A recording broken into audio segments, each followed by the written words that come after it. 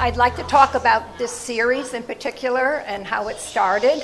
I was in Houston, Texas several years ago, where I go every year for the big quilt convention, and many of the skyscrapers in the area were mirrored surfaces, and they would give this really wonky reflection of their neighboring buildings, and I was fascinated. So I went around with my camera and walked around a couple of blocks and took a lot of pictures. And when I got home, I printed them on fabric and put them up on my design wall, and they stayed there for a long time before I knew what to do with them. And then I thought I should try to piece those wonky buildings. And I did a quilt in grays and blues, and I was in the big show the next year, and it won a big prize, which I was thrilled. But I decided just to concentrate on these patterns in the windows, and I've done several of these in different color combinations. I dye all my own fabrics, and in most of these I would take two basic colors, and this was red and bright yellow, and then dye different combinations of the colors to get these sort of interesting colors.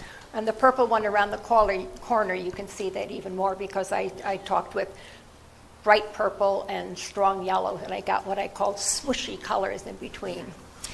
And the way I work is I sort of decide how big I want the piece to be, and I'll do different units of varying sizes. I put them up on my design wall until I've filled up a space, and then I take them all down and then put them back and try to make them all fit like a puzzle. So sometimes I have to do extra piecing like this to make it all work, and so that I can piece it together. And I like to do free motion quilting, which is what all of this background quilting is. And I use variegated threads. This was the same thread that I used throughout, but depending on the color of the background, it looks different throughout it. And big pieces like this, I very often piece or quilt them in two pieces. This I probably seamed right down the middle, so they're easier to fit under I just use a regular domestic home sewing machine. And usually I dye a fabric for the back to coordinate, but this one is called Salsa City, so I couldn't resist putting this on the back. Chili peppers. So they're sort of fun. I've done several of them. They're all different color combinations, different sizes. I did one in all greens that was called Emerald City, and that was purchased by Yale New Haven for one of their hospital buildings. I was thrilled. And yeah, I've had a lot of fun with them. So that's it. Any questions? I'm not as spiritual as but Houston's where they have the problems now.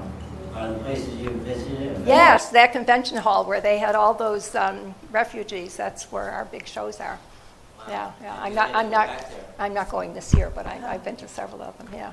So, yes. I have a question. I read that you were what you call a traditional quilter. Right. And then something happened, was it just a process? Just sort of got tired of doing, making somebody else's patterns, and now I can't.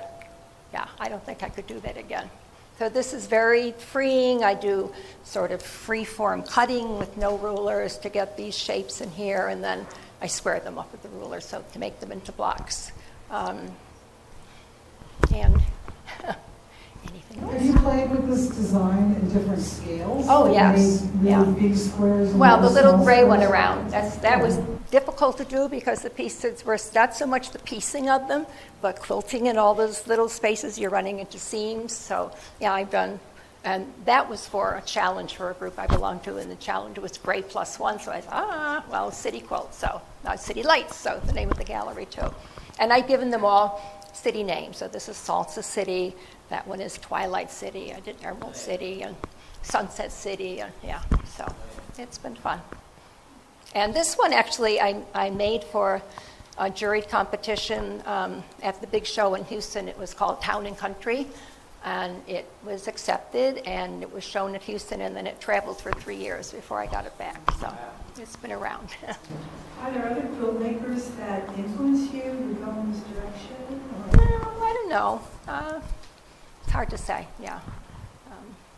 I I haven't studied with any of those people, like Nancy Crow, or someone said it reminded them of G's Benz, but no. Kind of more Yeah. sophisticated. Right, and workmanship, so, yeah, I right. mean, right. that's it, your workmanship is pristine. Thank Yeah. you, thank you. Very bright. And the placement of the pieces, those little fragments, Mhm. the oranges on that wine color. Right.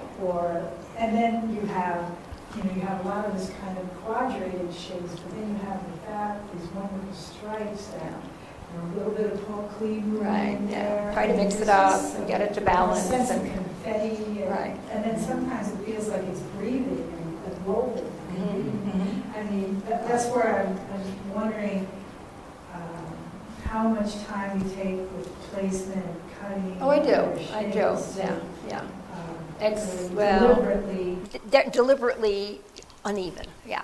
So if I sort of cut this piece out originally and then I slice it up again and purposefully put it back together so that it's not in the same order, so it gives a little more interest to it. Placement is fabulous. Thank you. Look at that little- Yeah.